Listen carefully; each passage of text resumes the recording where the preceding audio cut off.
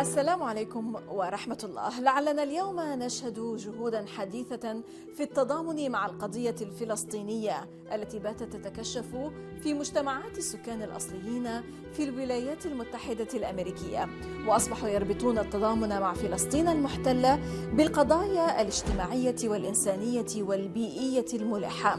ومن جانب آخر، ما هو تأثير فلسطين في انتفاضة الاميركيين من أصول أفريقية في فيرغسون من الداخل؟ معكم زينب صفار، تابعوا.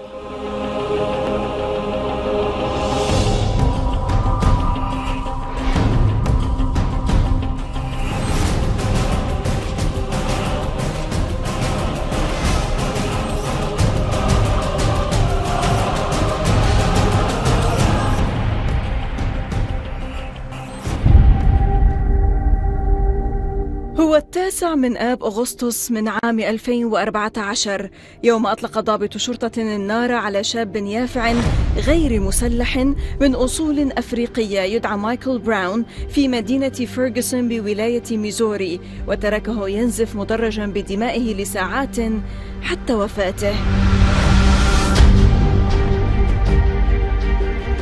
لعله اليوم الدموي الذي أطلق رسالة واضحة واعتقادا راسخا من مجتمعات الاميركيين من أصول أفريقية في مختلف الولايات الأمريكية أنه من واجبنا الكفاح من أجل حريتنا، من واجبنا الفوز، علينا أن نحب ونؤيد بعضنا البعض، ليس لدينا ما نخسره إلا سلاسلنا التي تقيدنا. وفاة براون أشعلت فيرغسون في ثورة ارتفعت معها صيحات الاحتجاجات والدعوة إلى إدارة الشرطة لتحمل المسؤولية نتيجة أفعالها. وسط تصاعد التوترات العنصرية والحزن، اجتمع أبناء المدينة وأولياء الأمور والمدرسون والفنانون من جميع أنحاء البلاد كحاملي الشعلة لمقاومة جديدة وكمقاتلين من أجل الحرية ومحاربة الظلم، الأمر الذي فاقم من المواجهات العنيفة مع الشرطة المدججة بالسلاح الفتاك بحسب المراقبين.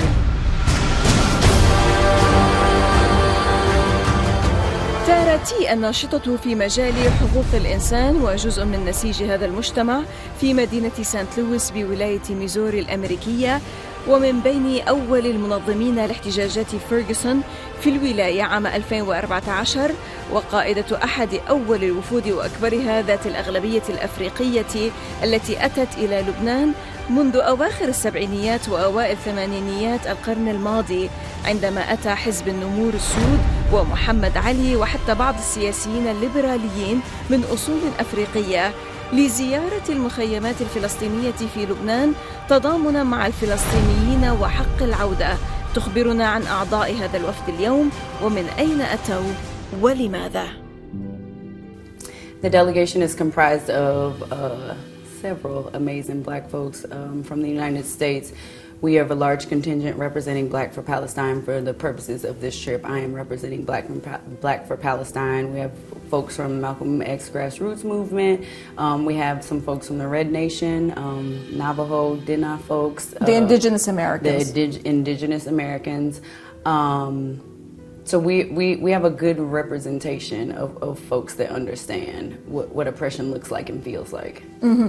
Why did you decide now to take on this kind of trip? I know you were invited by the Global Campaign to return to Palestine but why Right. did you come as a very big black delegation, so to say, to the region? It is important, like solidarity in real action and not as a buzzword or a hashtag. Like solidarity is important. Like as you mentioned, some of those amazing folks, like our heroes before, understood the importance of a global framing of solidarity and understanding that the enemy, the colonizers, the imperialists are the same enemy that are wreaking havoc, causing terror in the United States, the same ones causing terror in Palestine. Like the enemy is common, so it only makes sense that we organize and stand in solidarity with each other. So that we have to be on the ground. We have to be on the ground together. Physically, I need to be able to see you and know that you're there, and if and when I make a call, that somebody is going to show up for me. It's important. Now, what do you attempt to achieve through such kind of visit? I mean, what is the prime purpose of trying to link what with what, for example? The similarities between the oppression of Black Americans in the United States and Palestinians in their land, like the parallels are there. Like you only have to barely open your eyes to see them. One of my main purposes for this trip is to visit these camps in Lebanon and really let Palestinians know that we see you. Like, I see you, you're human, you're here. I know that you have these rights. You have the same breath in your body that I have in mine. So yes, you're human, and people understand, and they are here, like, and want to engage with you, want to build with you. And that's important for folks that can't return to their homeland. Now, what do you expect? Do you have any expectations on what you're going to see in the refugee camps, the Palestinian refugee camps in Lebanon? You know, have you heard any stories? I have not heard any stories about the refugee camps in Lebanon. I was a part of the Dream Defenders delegation to Palestine in 2015, and we visited camps there. And really, I expect my experience in the camps here to be similar to those there, which like were very loving experiences. Like I was welcomed with open arms, people excited that other folks see them and want to commit to struggling with them. And once we realize the number of us that there are and our power, then we can begin to fight. How did you digest, Tara, that people in their own homeland are residing in a camp? I mean, this is something which is very paradoxical. It is. I mean, you almost can't believe it, but you can if you understand the history of imperialism and the history of the United States. You know that it is something that is possible based on the empire that we're fighting. But it just doesn't make sense, right? The fact that I've been to the Mediterranean Sea and have stood in a place where folks that were born in this land have never seen. And they're 15 minutes away and they physically cannot come here. Like the fact that regimes put restrictions on movement of human bodies, it's disgusting. And so, yeah, it's quite difficult to digest, but once you're physically there, like it's palatable, like you can't unsee it, you can't forget it. And it's a certain something that turns on in you when you see, you know, kids that you're talking to through a checkpoint that can't come on the side, that were born here and can't come on the side that you're on. Exactly. And I understand this in the context of Black Americans in the United States. Like there are some places that are still sundown towns in the United States. Like as a Black American, you don't want to be in these places alone or after a certain time, even if there's not a checkpoint, even if there's not, I frequently have to take the 30-minute route home as opposed to the 10-minute route because I know while there's not an actual checkpoint, there are many checkpoints along the way that are going to be police waiting to profile me, pull me over, and then whatever happens after that. Whatever happens after that. And also understanding that if something fatal happens after that, that no one is going to be held responsible. Exactly. And this takes us back to and you are, as we said, that one of the core organizers of Ferguson Uprising. It takes us back to that time, back in 2014, when, you know, the uprising took place for 2 weeks and 2 days, I believe. This uprising sparked much longer than that. It's still going on, but this is what they attempt to say, that it was quelled after 2 weeks and 2 days. This uprising, they say, sparked a vigorous debate in the US of A about the relationship between law enforcement officers and the Afro-Americans and the militarization of police and the use of force law in Missouri and nationwide. Allow me to take you back to these days, and let's talk a bit about Michael Brown and life in St. Louis for people, Black people today. Life in St. Louis for Black folks, for the most part, is that of second-class citizenship. Like as a person born in that country, I am not afforded the same opportunities and the same rights as a white person born in that country. Why? This is the US of A. I mean, if you look at the history of the US of A, it has always been this way. This is a country built on, I mean, I was stolen from the continent of Africa and dropped off in this land that was also stolen from indigenous folks. So this is the history, like when people say, why this is the US of A, this has always been the US of A. Black folks, for the most part, are, according to our government, there for labor and to pay taxes so that terror can be sponsored around the world. Allow me to take you back to these days of 2014. Okay. And we know that there are certain kind of personalities that I would wish that you talk about. What happened, one protester, Joshua Williams, still faces the aftermath of Ferguson and the uprising. Now he's incarcerated in a prison where convicted killers are executed, solitary confinement, guards making his life hell every day. But Josh Williams vows to continue fighting for social justice during his 8-year term. Also, Ferguson protester Edward Crawford was found dead. And they said that he committed suicide, but his father denies this because he says he was living a good life and then he was getting a new house and attempting to get married, I think, or he has a new child or something like that. It's not the first time a notable Ferguson protester has died from gunfire. What's going on? The empire is going to kill you one way or the other, whether it be fast or slow. Slow being... So you have to shut your mouth out and not talk and not act. That's what they would like. Slow death being lack of health care, lack of educational opportunities, no access to good food, to healthy food options, like being trapped in food deserts, not access to adequate, affordable housing. Fast death being the police will kill you and nobody will be held responsible.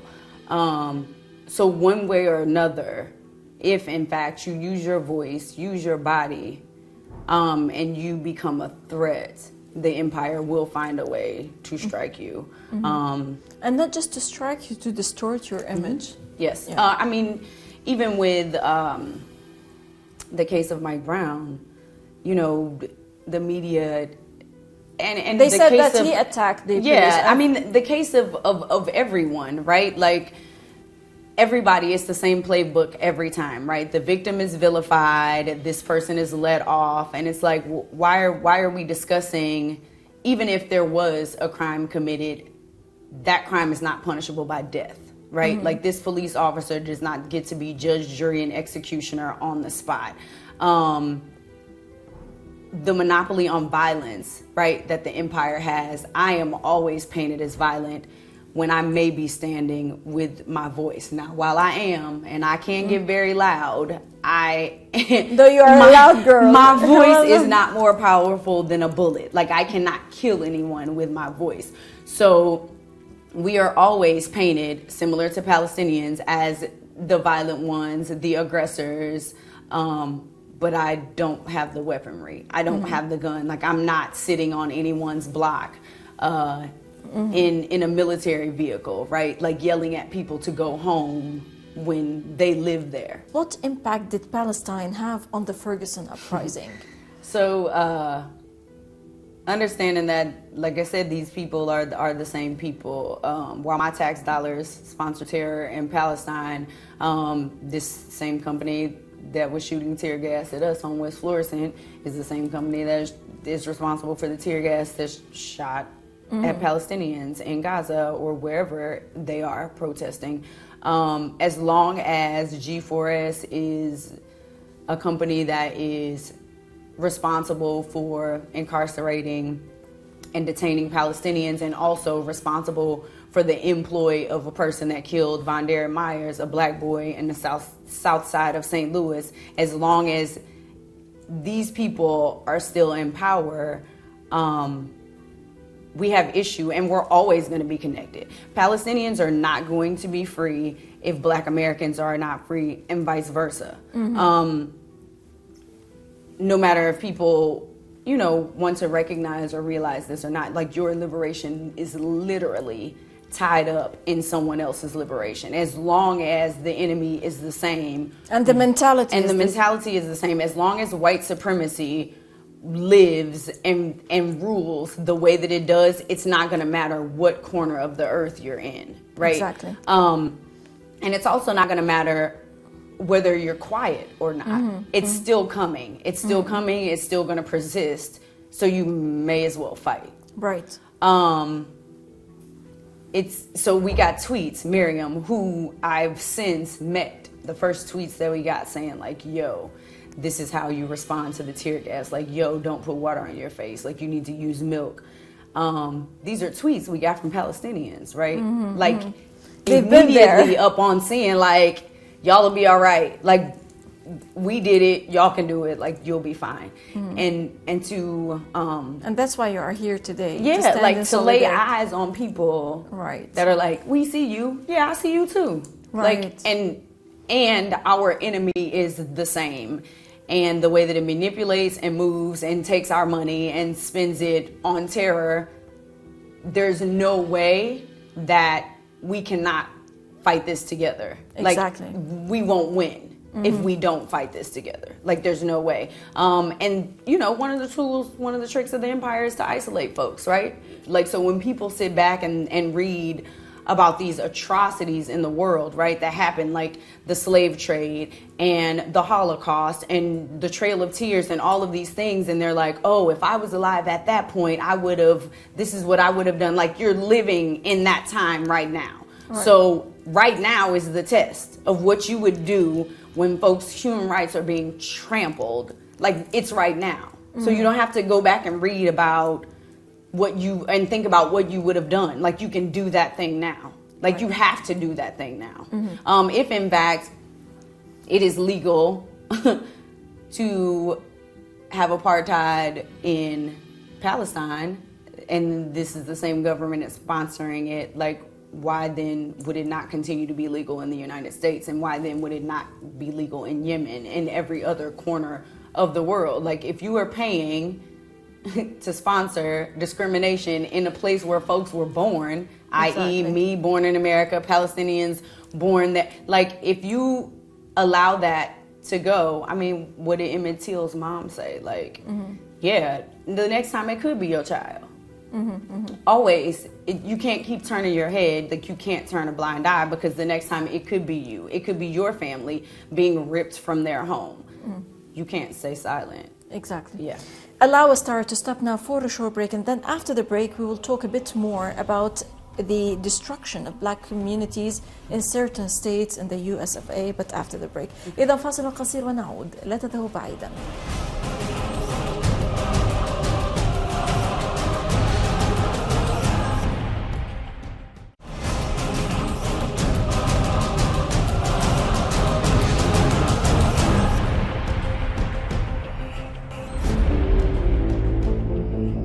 تارا الناشطة في مجال حقوق الإنسان من مدينة سانت لويس بولاية ميزوري الأميركية، ومن بين أول المنظمين لاحتجاجات فيرغسون في الولاية عام 2014.